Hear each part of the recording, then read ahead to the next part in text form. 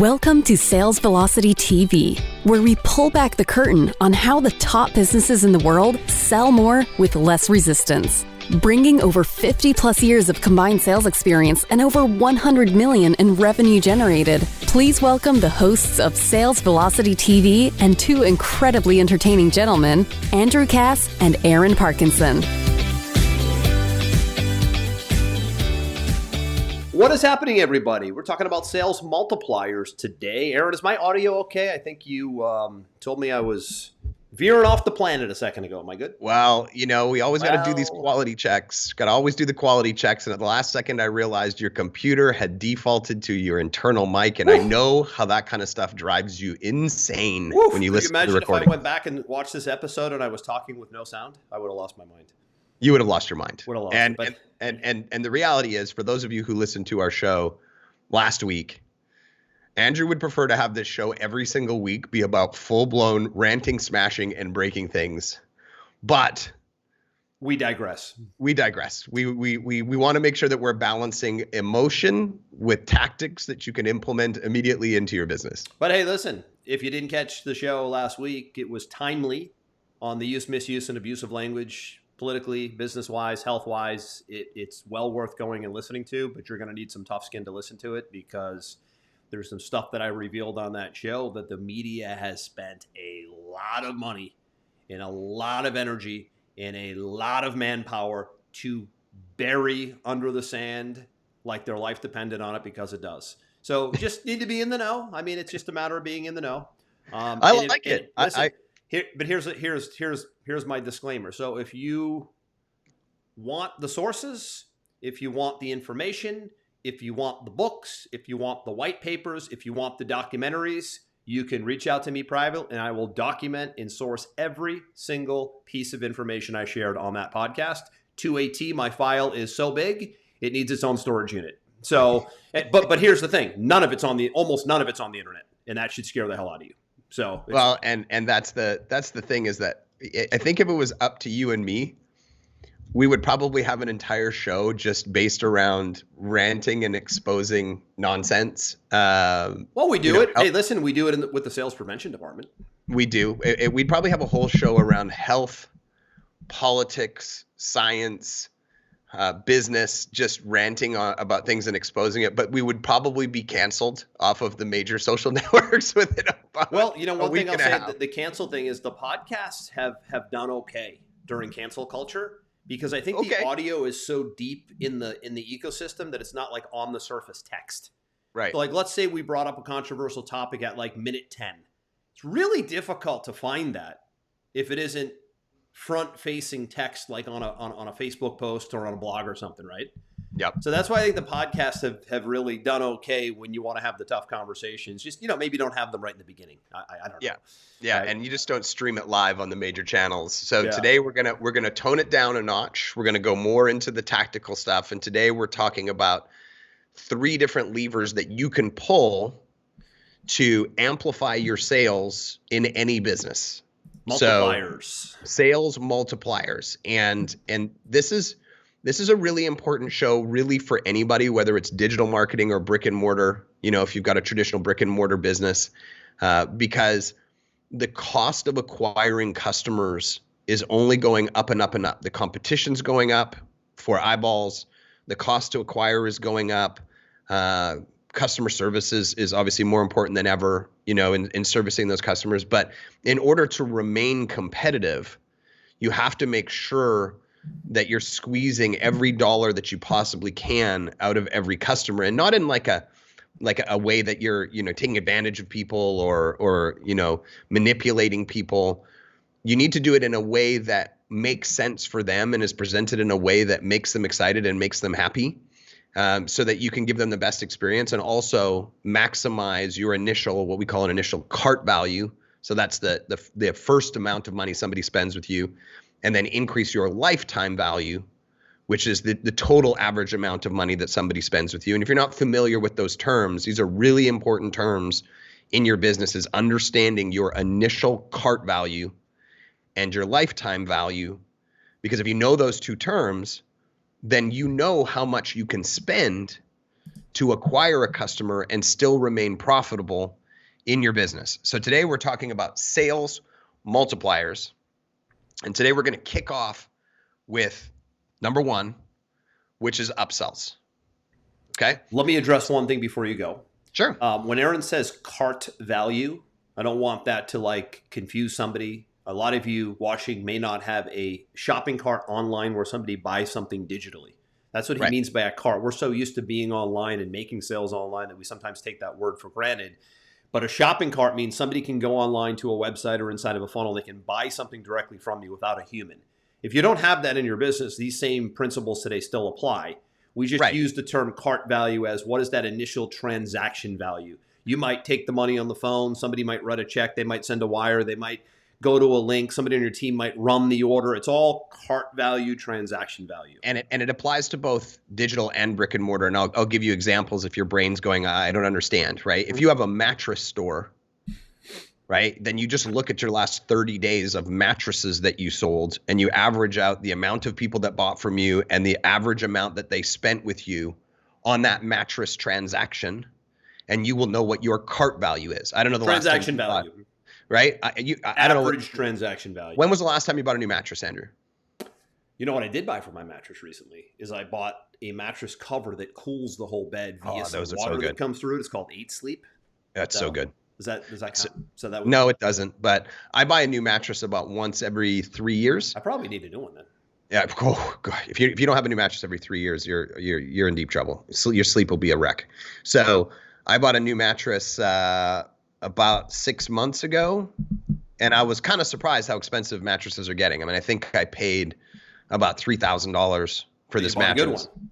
I bought, well, just, I mean, sleep is so important in my mind. And so it was $3,000. But then they started with what we're going to go into now because they're trying to increase their cart value. Right. So here come the upsells. So we buy the mattress. And the first thing the person says is, would you like to buy the warranty?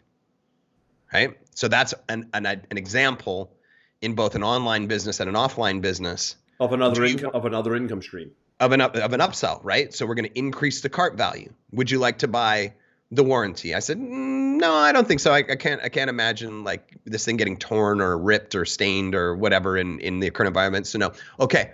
Would you like to buy this cooling pad? You just got the cooling pad, Andrew. How much did you pay for the cooling pad? Well, mine's a whole 8 Sleep system. It was very expensive because it's not just a pad. It's an entire cover in which water comes in the back and flows through. You don't know there's water. It just flows through and cools the bed, and you can control it on the app. That's called the 8 Sleep. That thing was a couple of grand. Okay, so let's just say they had a deal with 8 Sleep. Yeah. And they licensed, that or the ability to sell it, right? Would you like this? Let me tell you all about it. Here's an extra $2,000. We've now taken the potential cart value of the mattress plus the warranty plus the 8 Sleep. Right. And then maybe the next upsell that they throw into the equation is, oh, did you know that we also sell sheets, pillowcases, duvets? Let me show you the perfect combination because maybe yours are old. Maybe you don't have any. Okay, maybe that's another $1,000. And we know that a certain percentage of people are going to take it and a certain percentage aren't. Right. And we can make some estimates.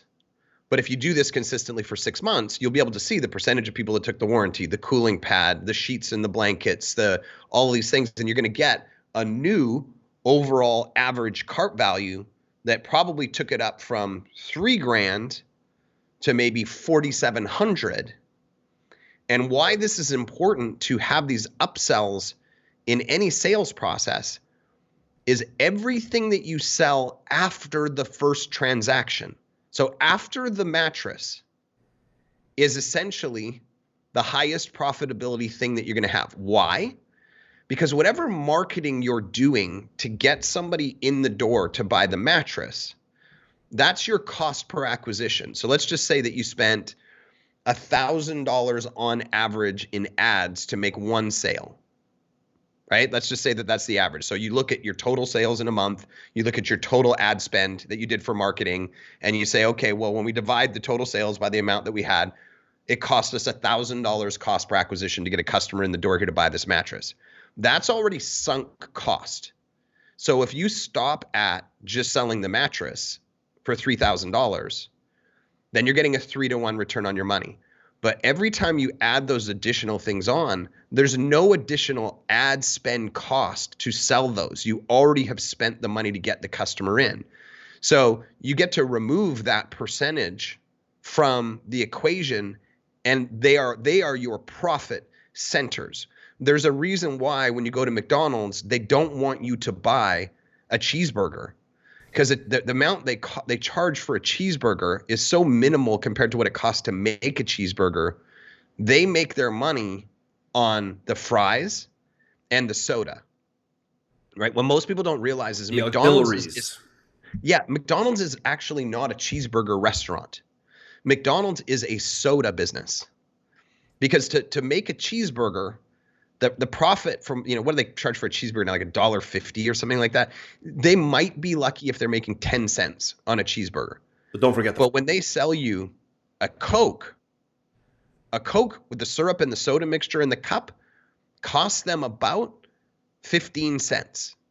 But the add-on is $1.50, right? So they're making a huge profit margin on their upsell. Would you like fries with that? Would you like to supersize your order? Right? They're constantly trying to get you to supersize the things that have the most profit inside of the better them. Margins. They already have you in the door.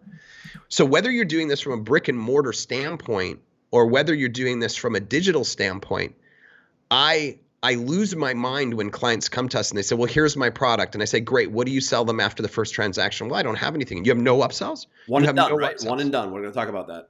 One and done. And I know one of your favorite upsells for those people that are saying, well, what are the kind of upsells that I could offer, right? We have to sit down and think about this. Like, what else does the customer want in their buying journey with you? But I know one of your favorites is some type of premium VIP concierge experience. Maybe you could talk to that a little bit. Yeah, I think you have to have it in all businesses today is a deluxe or a premium version of everything that you do. I think so few businesses have that today, and you'd be shocked. The numbers come in. We always look at the numbers. Historically speaking, if you offer a premium version of what you do, think about Mercedes, they have premium versions. Think about Apple, they have premium versions of their phones, right? Think about Amazon, as you buy things, there's premium versions when you check out. Historically speaking, about 20% of people will take a premium version if it's offered. Right. The key, if it's offered. Now you might be going, well, what the heck, what offer? Well, whatever it is that you sell right now, is there something that could give someone more attention, more time with you, additional training, additional coaching, additional consulting, just really access. I think the key word is access. Usually a premium version of something means more access to you and or your team. Maybe it gives them access to an event. Has been big over the years where sure. You might buy this big information product online, and if you buy it when you check out, you get 50% discount to an event, or maybe the event comes with the purchase of the previous product. And now it's like, wow, I bought this product. And because I bought it, they're giving me access to a 2-day event that normally would be $2,000, let's say. Absolutely. So premium versions, access, you'd be amazed at what that does as a sales multiplier, as a revenue stream. But you got to actually offer it and not just sit there and be a one and done. Then you're a transaction-based business, which I think leads us to the next part, which is, I don't know where you want to go next, if it's subscription. Well, I want to wrap up this one point with, I bet you're an American Express user because yes. you're that personality, yeah. right? So do you have a basic American Express? Do you have a gold? Do you have a platinum? Do you have a black? What do you have? Platinum, yeah. You have a platinum. What's the cost every year to be a platinum member? $500. $500.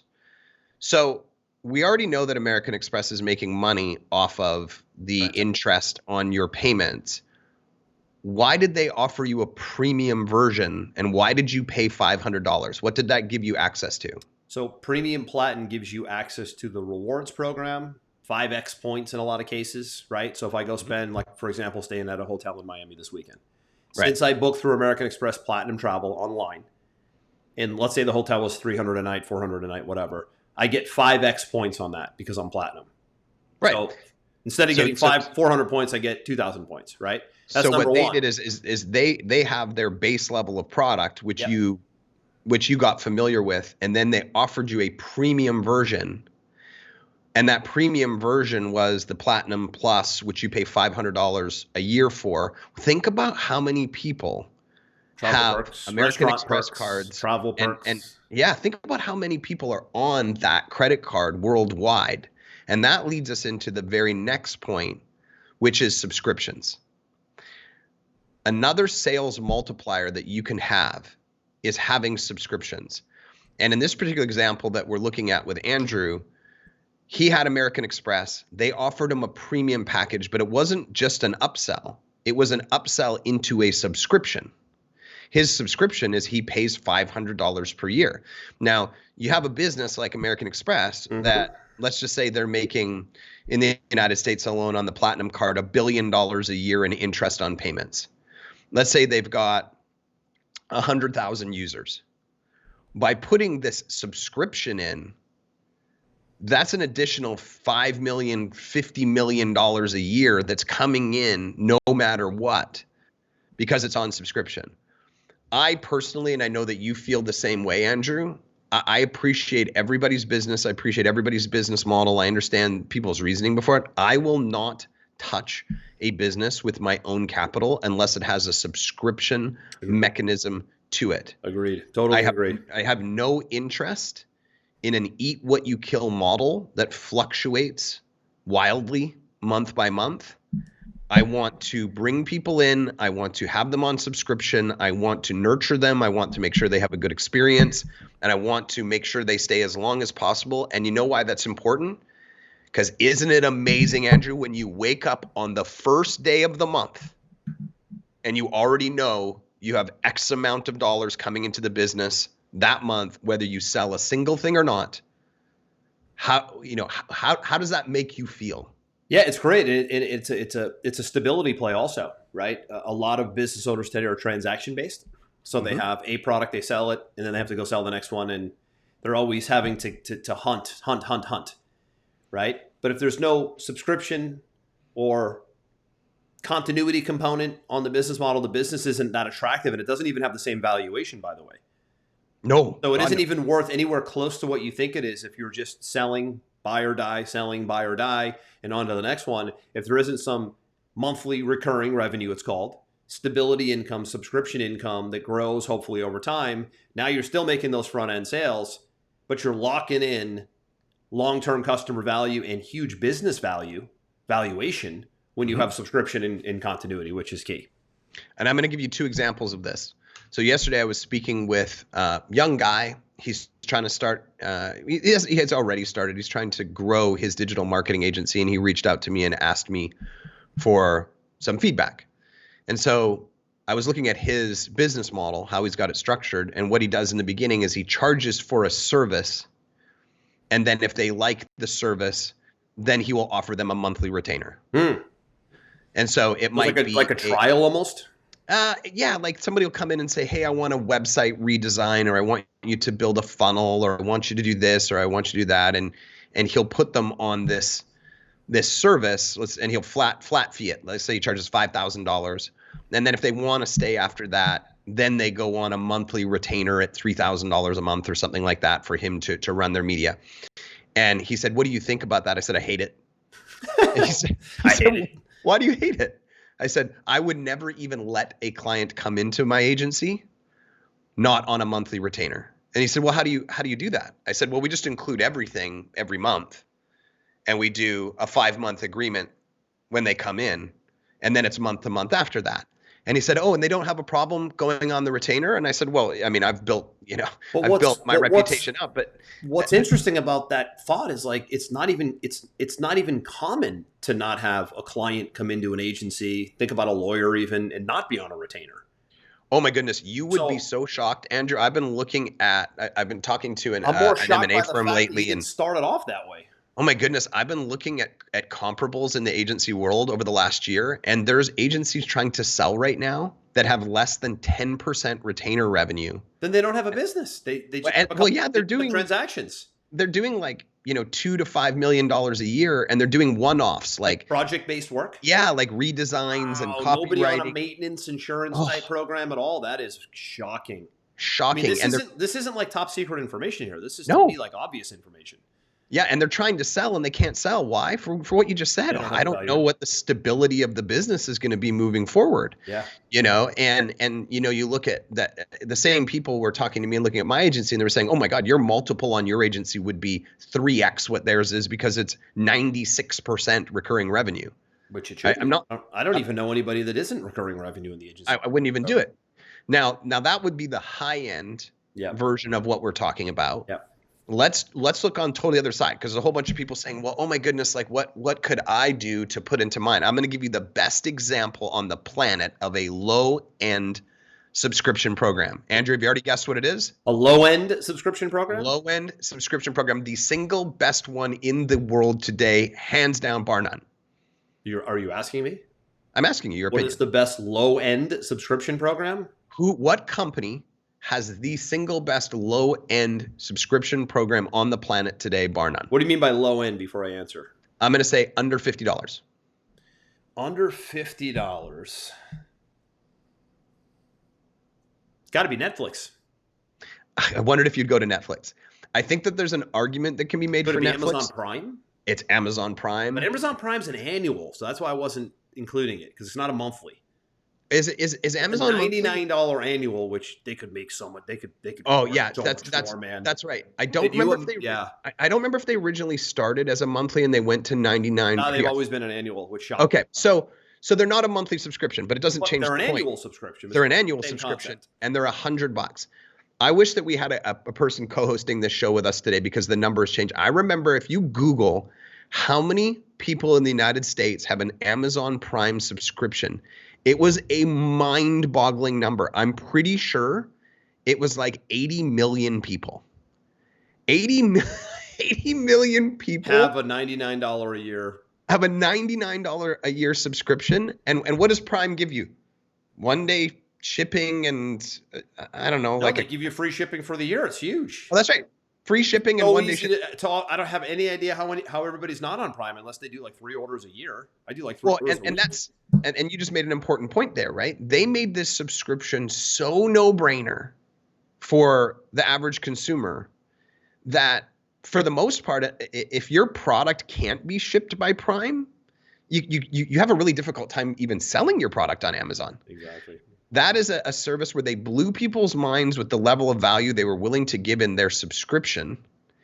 And Amazon could literally do nothing for the next year. And they've got 80 million people paying them $100 a year. This is it's amazing. It's a staggering number. It's like that's an extreme example of an annual. Right. For a small business owner, you need to be thinking about a monthly, obviously. Or you could go monthly, you could go quarterly. I wanted to expand people's ideas of what a subscription could be. Low end, low end, high end, monthly, quarterly, yearly. There's a bunch of different ways. The bottom line is it has to be there. Has to be there. It has to be there, right? Why do you and I love Pipeline Pro so much from a business standpoint? Because we got thousands and thousands of users who are paying, $100 a month to have all of the features inside of Pipeline Pro. Fantastic, right? They get tremendous value, and we have a subscription base that we can then use that capital to reinvest in the business every single month. And, from a valuation standpoint, it's enormous. Yep. And we also have an agency base too, because we're doing fulfillment and transactions and all of that as well. Most companies do it the other way. They'll do agency first, transactions, and then they'll maybe do software or subscription on the back end. But that's the lesson, is not one or the other, but both. And a lot of things in business are both, not one or the other. I think a lot of business owners I would agree with that. Yeah, they get caught up with, well, which should I do? Should I do this or that? And I always like to encourage business owners, well, what about both? What about not sequential little steps, but simultaneous action in multiple places? For me, transactions and continuity. Correct. Continuity and transactions. And if you're doing one or the other, find a way to get the other in place. So maybe you're on the other side where you are a big subscription business. Maybe you're a software company like we have, and that's the only way you make money. Well, what about adding services into the community to fulfill? People are always looking for premium services, to the point absolutely that you get paid on now, in addition to having that customer on a subscription. You can look at it both ways. And that goes back to point number one, because if you're a subscription only business, Why aren't you offering upsells that could potentially be service-based? It doesn't make a lot of sense. You're really leaving a ton of basic economics on the table. Absolutely. And just to clarify, my agency, even though it's mostly retainer, we do one-off services above and beyond that retainer all the time to give our clients what we want. So we still do one-off services. It's just not the core tenet of our business. Right. Yeah. People need more stuff. They need more stuff. And why they're going to go get it anyways? Why shouldn't they get it from you? Absolutely. So when we look at point number 3, and this one is just, it blows my mind how few people do this, is another sales multiplier is referral programs. Now, there's two different ways we can go. We can go affiliate program, or we can go referral program. Affiliate, they're actually two completely different things. I want to zone in on referral programs specifically today. Mm-hmm. The agency that I'm the CEO of has never run a single ad in 4 years. Why? Because I tell everybody who has influence and every customer that we give great results to that we have a referral program, and we pay 5% for a year on any services that we offer, which is extremely lucrative. I do not understand why businesses, big, small, brick and mortar, digital, doesn't matter, when they go through all the effort of creating an amazing experience for their customer, that they don't put something in their face that makes it very clear that if they send somebody else their way, they're going to get a reward of some sort. Monetary, product, discount, it doesn't matter to me, right? If you've gone through all that work and you're not capitalizing on the word of mouth, the reciprocity that you have created inside of your customers, you're crazy. How much easier is it to sell somebody when a satisfied customer says, these guys are amazing? There's literally no friction in that sales process. We talk about selling with less resistance. Let's just take an example, go back to the mattress store again. You call the person up 2 weeks later, part of your customer service follow-up, which I know that you are adamant about, and which is absolutely not happening, by the way. You got no phone call. Very few, and nothing in the mail, and maybe you got an email checking in. Maybe, probably at not. best, right? But let's say you put a process in place. Hey, we'd like to follow up with you in 2 weeks to see how happy and excited you are about your new mattress purchase. You send them an email, you send them a text, you send them a piece of direct mail, you follow up by the phone, whatever.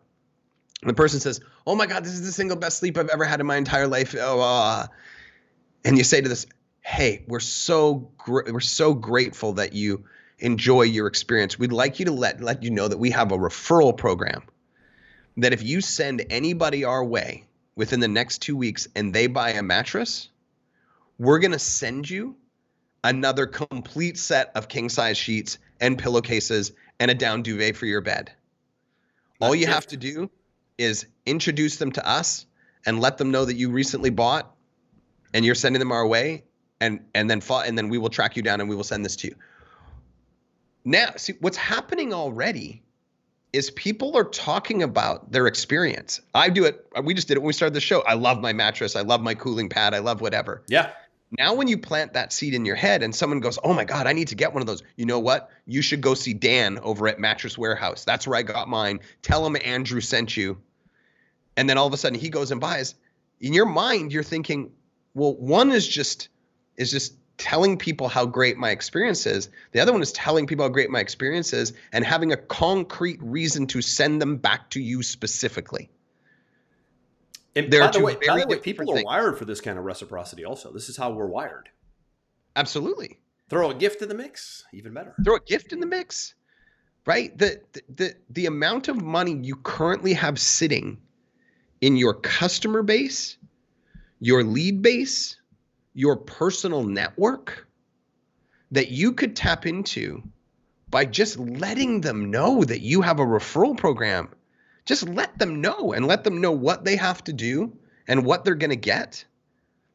We'll send you a remarkable amount of business. And that's why I love referral marketing, which is primarily what we do.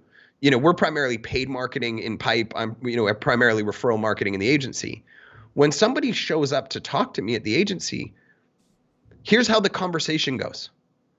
I talked to XYZ person. They said that you were the absolute best at what you do. I'd like to talk to you about becoming a client. How much easier is that conversation than generating a lead, having to take them through the education process, having to break down rebuttals and blah, blah, and selling people on you versus having somebody already pre-selling that person on you? The difference is enormous. Yeah, it's big. And again, most get too busy and they don't institute it because it does need to be systemized. Yeah, but even if you just sent out an email that says, we have one, and if you send anybody our way, we'll give you this. Even if you just did that, it would be better than nothing. Yeah, well, listen, there's a whole lot of nothing going on, as we talked about. And it isn't even just about adding a referral program. It's post-purchase upsells back to the beginning. Sure. It should be follow-up about, we have a referral program. We didn't really get into affiliate or JVs, but it's the same kind of thing. Yeah, we'll save that for another show. Yeah, but still, a referral program, number one, incentivized, right?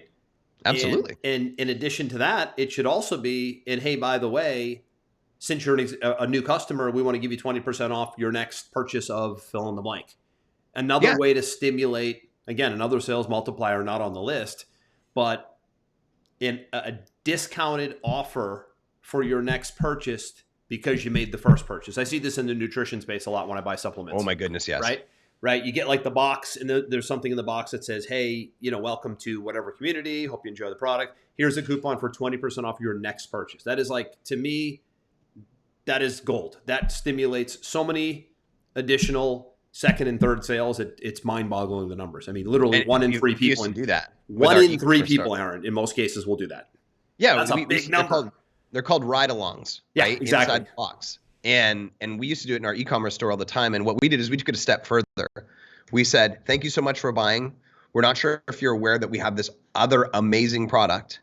And to thank you for becoming a customer, we're going to give you 50% off trying this product out with your first purchase if you order it within the next 14 days. So not just the option, but a sense of urgency attached to it. Always remember, if you can add that sense of urgency, deadlines, reasons why, into what you're doing, it will dramatically increase your conversions in whatever you're doing. So, these are, we said we were going to talk about 3 sales multipliers. We kind of slipped in a 4th, maybe a little 5th, somewhere in there. There's so many. I mean, it's hard to choose only 3. But here's what I would suggest you do listening is you analyze your business and you say, do I have these multipliers in place? Do I have 1? Do I have 3? Do I have none? Do I have 0? Am I just selling a thing and then I'm fulfilling the thing and then I'm done? By the way, the lawyers are the worst with this, right? Lawyers, I think the legal business is the toughest business in the world because they go sell their service and then they have to work their ass off to fulfill the service and then they're on to the next client. Yep. Right. It's like, it's such a rat race. You got to try to find ways to take yourself out of the time for money link. That's what sometimes we get stuck in the time for money link so much that we don't even think about what we're talking about here today, which is multipliers that equal leverage because they give you the ability to sell more even without you having to sell and fulfill. Absolutely. And you see, I could go into another example right now, but I won't. I think that we can probably wrap it up with that today and people can go, let me just, like Andrew said, I will encourage you to just go analyze your business, listen to the examples that we just talked about today, and choose one. Choose one today that's missing from your business, implement it, and watch the free money that comes pouring in that you don't have to pay any additional advertising dollars to bring in the door. So it's almost pure profit. Go put one into place today and see what happens. Yeah, but one, and then 1 becomes 2, 2 becomes 3. I mean, you could put 1 in place per month. And think about what would be going on at the end of a year with multipliers and levers, like you said, and different income streams. Eventually, you start to be able to take yourself out of the business and not have to be always in the day-to-day and doing the fulfilling. That should excite you more than anything is, can I get back some time freedom? Absolutely. Sales multipliers equal leverage. Leverage equals more time to be able to go do other things. Because at the end of the day, I don't think we would prefer not to have to operate the business 10 hours a day, 6 days a week. We would prefer that, I think. Not a big stretch, right? Most people, yeah. Not a big stretch. So good one today. Quick one today on Sales Multipliers. Probably worth going back and listening to again. It's one of those, I guess, technical episodes where we might have went too fast on topics we take for granted. But all past episodes are at salesvelocitytv.com, and we're live every single Friday in the Sales Velocity TV public Facebook page. We will see you on the next one. I'm Andrew. That's Aaron. This one's a wrap. We hope you enjoyed this episode. Sales Velocity TV is powered by Pipeline Pro, the ultimate all-in-one sales pipeline management and marketing automation platform that makes all others obsolete. And we can prove it. Take a tour at gopipelinePro.com. See you on the next episode.